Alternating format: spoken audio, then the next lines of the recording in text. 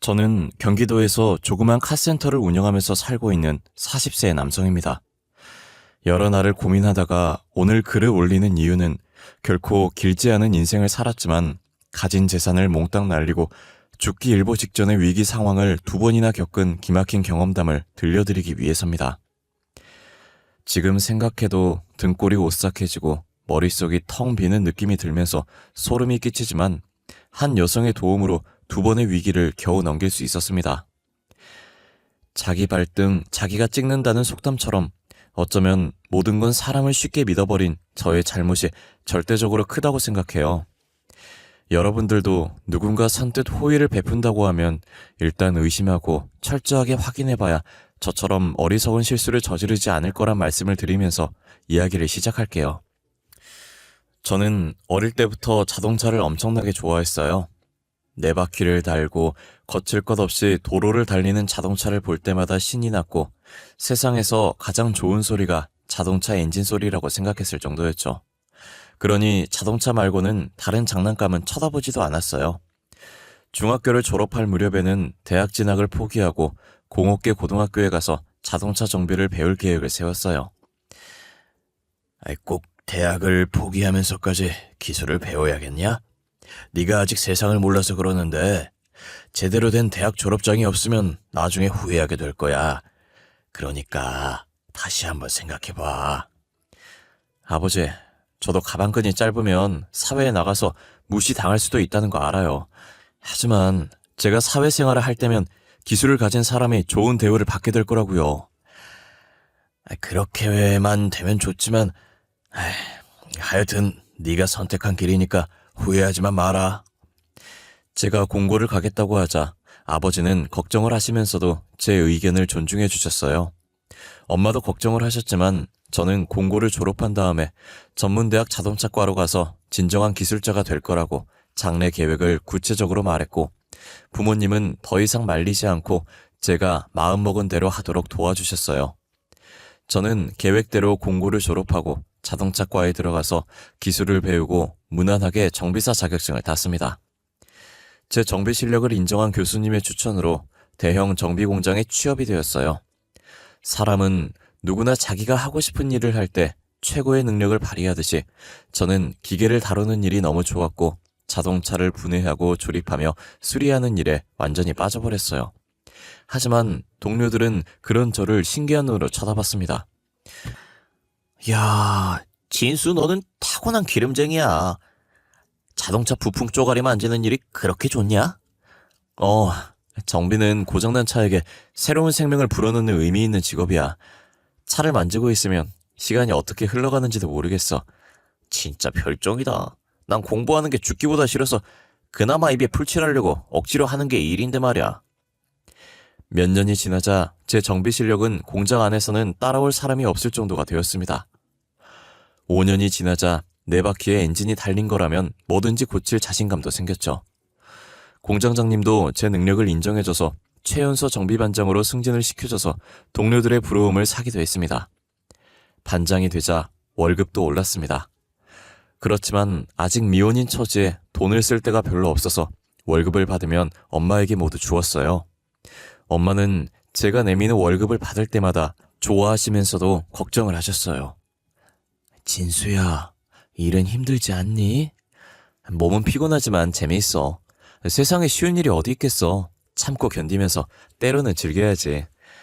그래, 우리 아들 이제 다 컸네. 그럼 엄마 소원 하나만 들어줄래?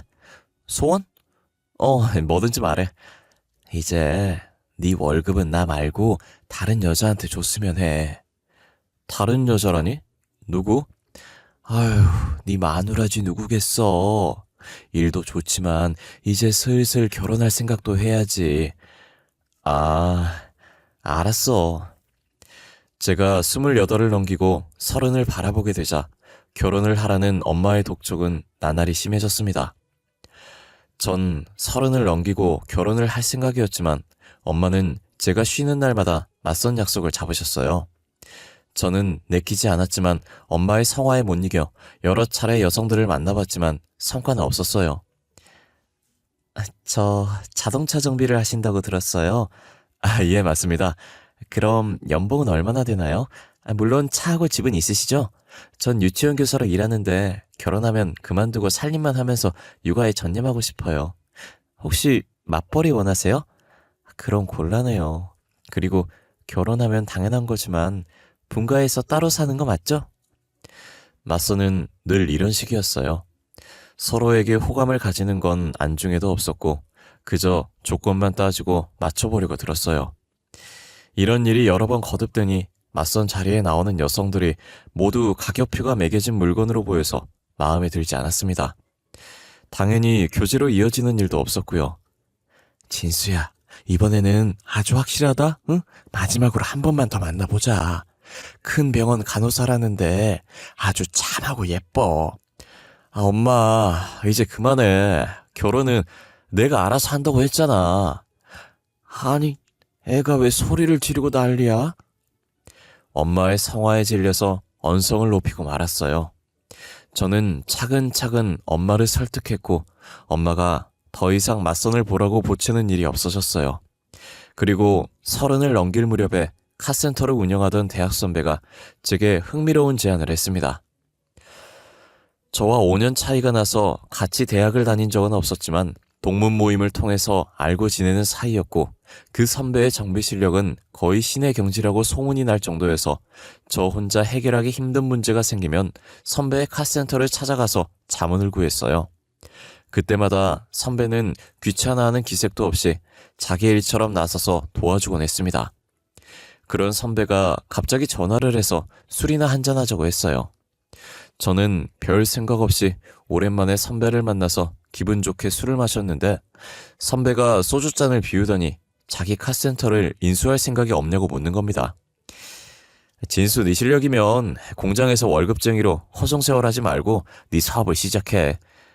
선배, 이제 겨우 30이에요. 아직은 더 배워야죠. 아니야, 나도 30에 공장 그만두고 카센터 차렸어. 그런데 이제 카센터를 네가 인수해서 운영해줬으면 한다. 아이, 선배, 농담 그만해요. 내가 무슨 돈이 있어서 선배 카센터를 인수하겠어요. 야, 진수야, 너 3천만 원도 없냐? 그 정도는 모았을 텐데. 뭐 3천은 있죠. 그럼 됐어. 3천에 내 카센터 네가 가져라. 네? 전 깜짝 놀라서 선배가 농담을 하는 줄 알았어요. 하지만 선배는 진지했고 농담이 아니었습니다. 선배의 카센터는 규모가 제법 컸고 기술이 좋다고 소문이 나서 예약을 하지 않으면 점검도 받기 힘들 정도로 장사가 잘 되는 곳이었죠. 게다가 워낙 고가의 장비들이 많은데 그런 카센터를 3억도 아니고 장비 하나 값도 안 되는 3천만 원에 내게 넘기겠다는 겁니다. 내가 농담하는 거 같지? 그런데 진심이야. 나도 오죽하면 너한테 이런 부탁을 하겠냐. 참 환장할 노릇이다. 다시 소주잔을 시원하게 비운 선배는 5년이 넘게 피땀을 바쳐 일군 카센터를 거저나 다름없이 제게 주려고 하는 기막힌 속사정을 털어놓았습니다. 선배는 원래 미국으로 기술 이민을 갈 생각이었대요. 하지만 코로나 때문에 그동안 이민을 받지 않았는데 최근에 미국에서 자동차 정비나 의사 같은 기술직들의 이민을 조금씩 받기 시작했고 선배의 신청이 받아들여졌다는 겁니다. 선배의 아내와 딸은 이미 미국으로 출국을 했고 선배는 카센터만 처분하고 이민을 가려고 했는데 문제는 카센터를 인수하겠다는 사람이 도무지 나서지 않는다는 겁니다. 게다가 비자까지 나와서 출국 날짜가 잡히자 마음이 급해진 선배는 5억이라는 파격적인 금액을 제시했지만 인수자를 찾는 데 실패했다고 하네요. 이제 보름 뒤면 미국으로 가야 돼. 진수야, 3천만 나한테 주고 네가 운영해. 그리고 3년 동안 매달 수익금 일부를 나한테 송금해줘. 어때? 괜찮은 조건이지? 눈을 씻고 찾아봐도 믿고 맡길 사람이 너밖에 없더라. 선배, 괜찮은 정도가 아니에요. 나 지금 감격해서 눈물이 나오려고 해요. 고마워요. 열심히 해볼게요. 그래, 너라면 아주 잘 해낼 거야. 카센터를 맡길 사람으로 저를 선택한 선배가 너무 고마웠어요. 이것이 제게 찾아온 첫 번째 기회라고 생각했죠. 저는 엄마에게 사정을 설명하고 그동안 모아둔 돈을 달라고 했습니다. 정말 괜찮은 거지? 아무리 그래도 너무 좋은 조건이라서 믿어지지 않아. 그 큰 공장을 공짜나 다름없이 주겠다니 말이야. 엄마는 돈을 내주면서도 걱정을 했지만 저는 선배가 절대 허튼 소리 하는 사람이 아니라고 큰 소리를 쳤습니다. 저를 만난 선배는 서류들을 여러 장 내밀면서 사인을 해달라고 했어요. 제가 살펴보려고 하자 선배는 그냥 형식적인 인수인계니까 빨리 사인을 하라고 재촉했고 서류에서 얼핏 근저당 설정과 연대 보증이란 말이 보였지만 저는 의심 없이 사인을 해주었어요. 됐어. 참, 한 가지 남았네. 은행에서 확인 전화가 올 거야. 그러면 무조건 맞다고 해. 알았지? 선배의 말대로 은행 직원이 전화를 해서 선배의 카센터를 제가 인수한 게 맞냐고 물었습니다. 저는 자신있게 그렇다고 대답했고 녹취를 하겠다는 은행 직원의 말에 대뜸 동의했어요. 저는 은행 직원이 뭐라고 하든 내라고만 했습니다. 정말 순진하고 어리석었던 겁니다. 그날 선배에게 돈과 함께 미국에서 코리안 드림을 꼭 이루라고 덕담을 얹어주었습니다. 며칠 뒤에 공장을 그만둔 저는 희망에 부풀어서 제 사업을 시작했습니다. 고정 고객들도 제법 있었고 차를 고치는 제 실력이 입소문을 타고 퍼지면서 손님들은 나날이 늘어갔습니다. 저는 사업을 시작하면서 격리 직원을 한 명 뽑게 되었어요. 지인의 소개로 무역회사에서 격리로 일하다가 회사가 문을 닫는 바람에 실업자 신세가 되었다는 여성을 소개받았어요. 안녕하세요, 사장님. 정지윤이라고 합니다. 그녀의 첫인상은 아주 선하고 얌전해 보였어요. 특히 수줍게 웃는 모습은 괜히 제 마음을 설레이게 만들었습니다. 저는 몇 마디 물어보지도 않고 바로 다음 날부터 출근하라고 말했죠. 그녀의 얼굴을 매일 보는 것만으로도 저는 너무 행복하고 좋았어요. 일을 하다가도 창문을 통해 컴퓨터 앞에 앉아서 열심히 서류를 정리하는 그녀의 모습을 보면 피곤함이 싹 사라지고 저도 모르게 얼굴에 미소가 번지곤 했습니다. 그때 저와 함께 공장에서 일했던 후배놈이 지윤이에 대한 제 마음을 알아채고 말았죠. 후배는 제가 공장을 그만두고 사업을 시작한다고 하자 자기도 데려가 달라고 매달려서 같이 일하게 되었어요. 형, 지윤이 좋아하지? 귀신은 속여도 내 눈은 못 속여. 아이 자식이 헛소리 말고 일이나 해. 형도 이제 사장이야. 꿀릴 게 뭐가 있어. 지윤이한테 형 같은 신랑감이면 가분하지. 내가 다리 놔줄 테니까 잘해봐. 후배는 제멋대로 지윤이와 저를 불러내서 술자리를 만들더니 자기는 슬며시 사라져버렸어요. 둘만 남게 되자 어색함이 밀려왔는데 뜻밖의 지윤이가 먼저 입을 열었어요.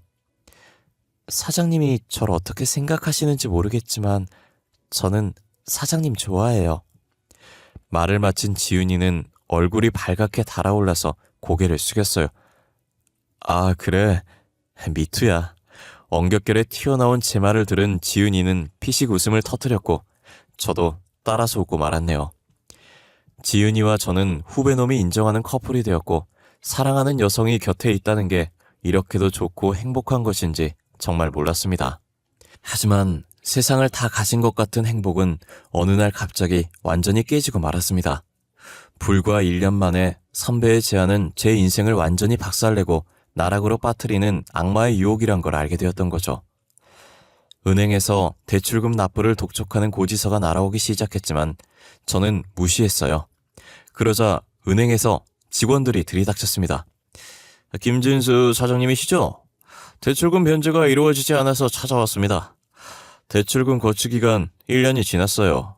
약정대로 2달 이내 원금과 이자를 전액 일시 상환하셔야 합니다.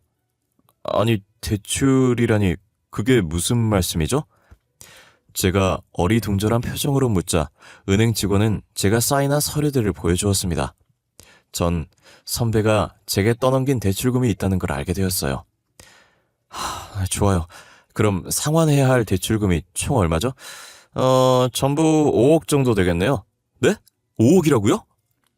놀란 저와는 달리 은행 직원은 표정 하나 변하지 않고 모든 걸 자세하게 설명해 주었어요. 그제서야 선배에게 철저하게 속았다는 걸 알게 되었죠. 선배는 처음부터 은행에서 담보대출을 받아서 장비를 들여와서 카센터를 차렸고 대출금을 갚지 않으려고 저를 이용했던 겁니다. 기술 이민을 간다는 건 새빨간 거짓말이었죠.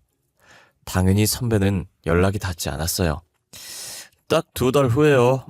그때까지 5억을 갚지 않으면 모든 자산을 압류해서 처분하겠습니다. 은행 직원은 얼음처럼 차갑게 통보하고 가버렸어요. 기계 만지는 일만 해와서 세상 물정 모르고 순진했던 저는 선배의 가머니설에 철저하게 농락당한 거예요. 저는 돈을 마련하기 위해서 백방으로 뛰어다녔습니다. 제가 사기를 당했다는 걸 알게 된 부모님까지 나서서 돈을 마련하러 다니는 처지가 되었어요. 하지만 겨우 마련한 돈이 3억 5천이었어요.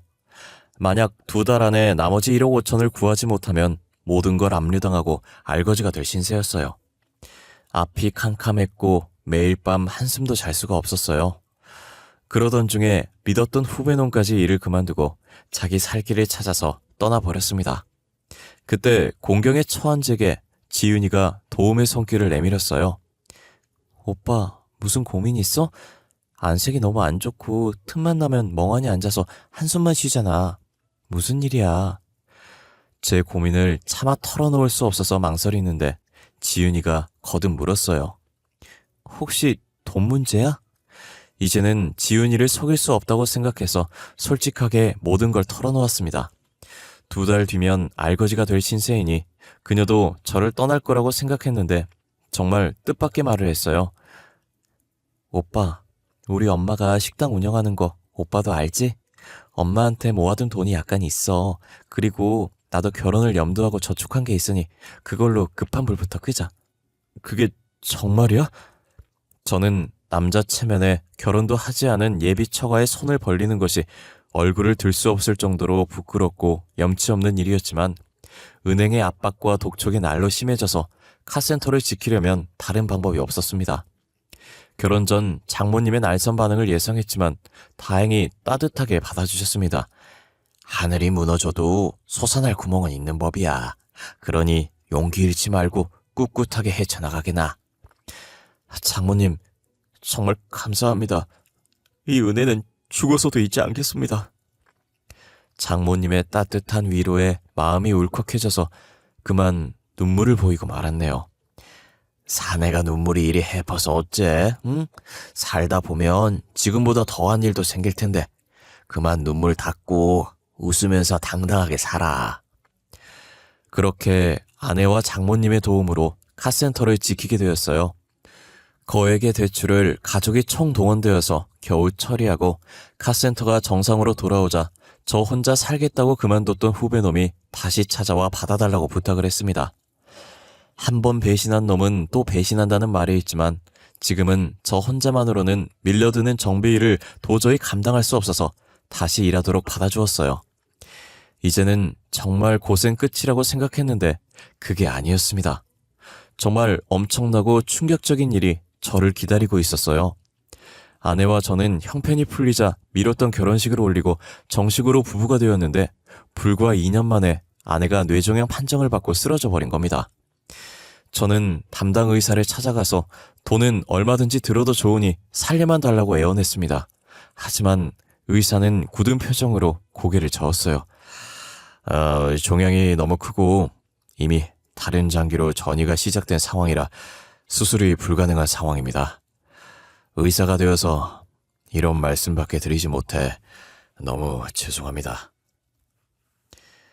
지푸라기라도 잡는 심정으로 애원했지만 의사는 저의 마지막 희망마저 포기하게 만들었어요. 약물 치료를 했지만 아내의 상태는 나아지지 않았습니다.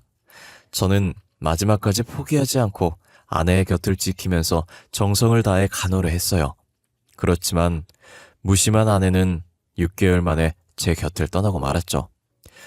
호강 한번 시켜주지 못하고 고생만 하다가 저 세상으로 간 아내가 너무 불쌍하고 가여워서 차마 떠나보내지 못하고 보름이 넘게 폐인처럼 지냈는데 장모님이 찾아와 죽은 사람은 그만 있고 산 사람은 살아야 한다고 위로를 해주시더라고요.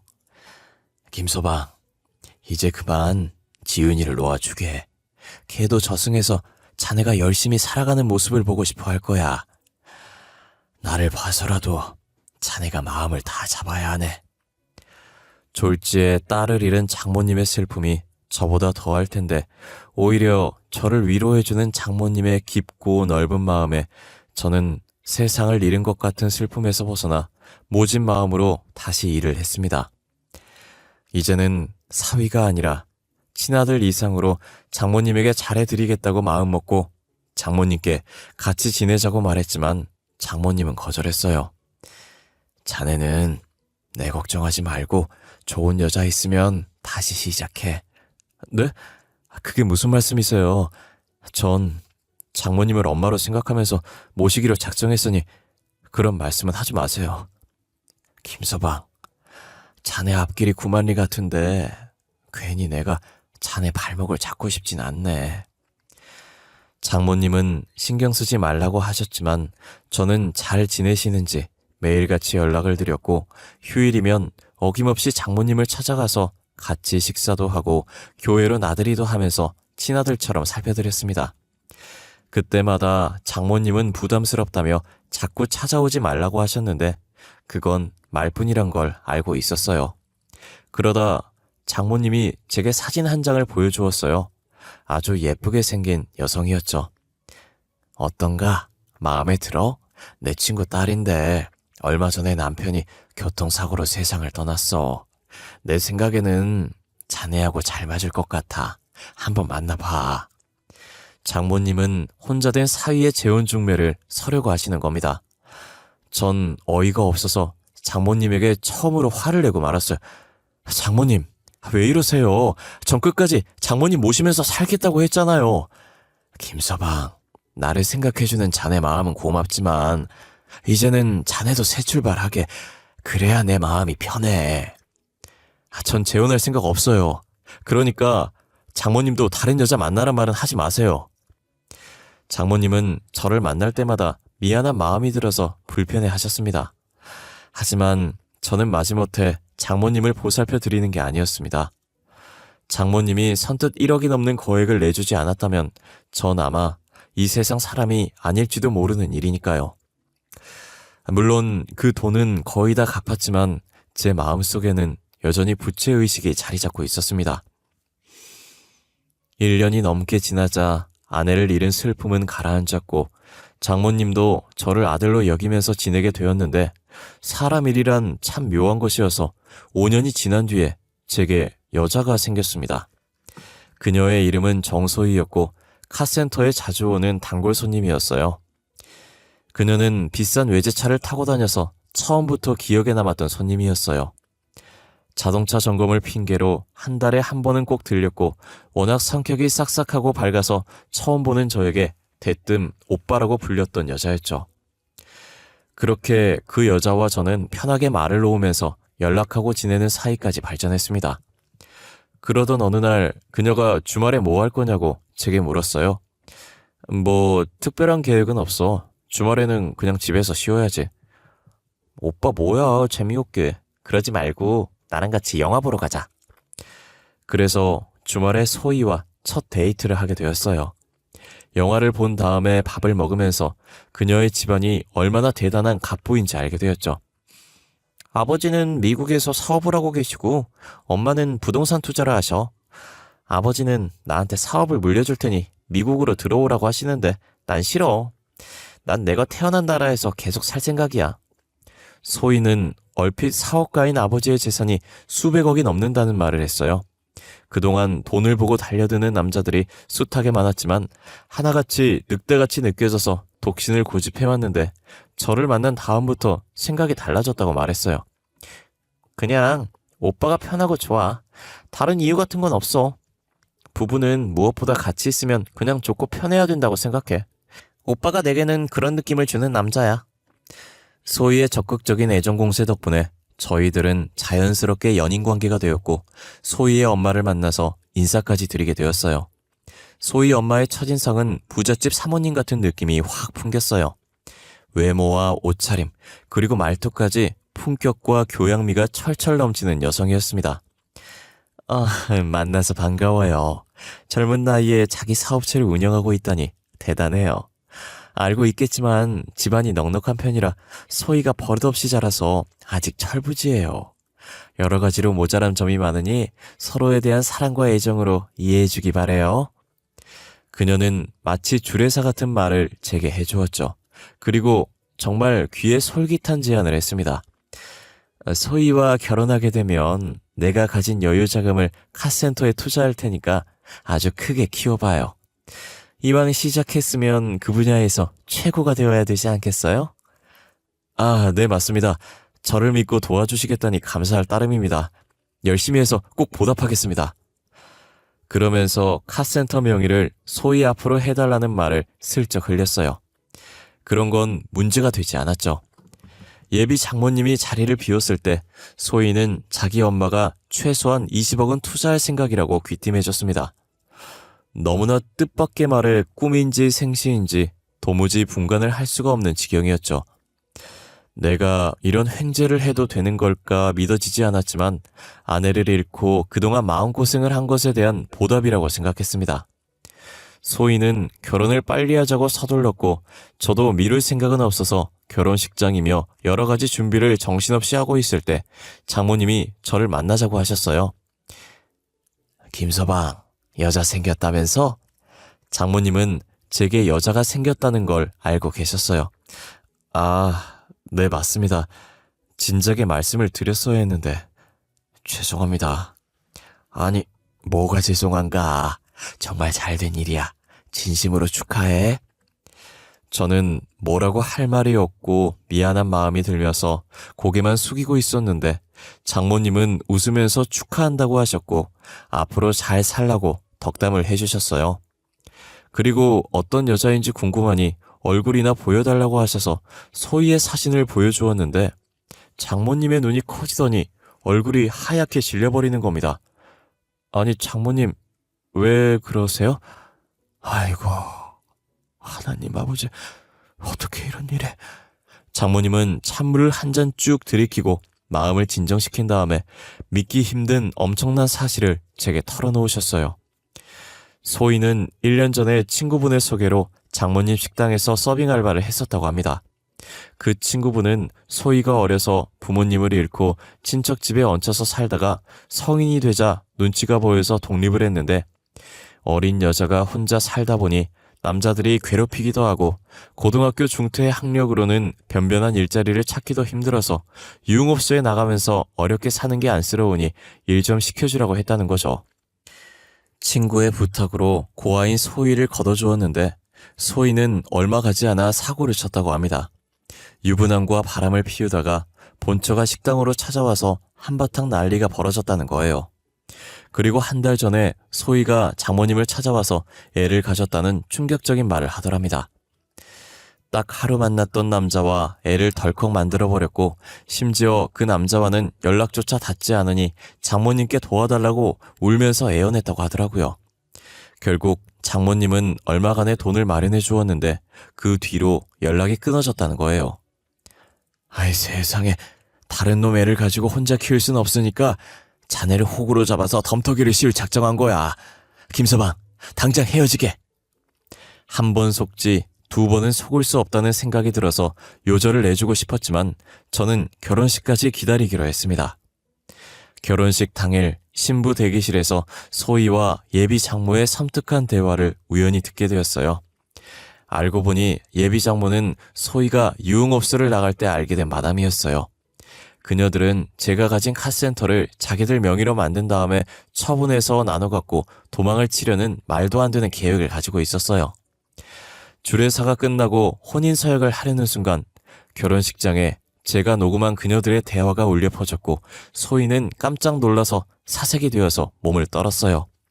곧 경찰들이 식장 안으로 들어와서 소희를 데리고 갔습니다.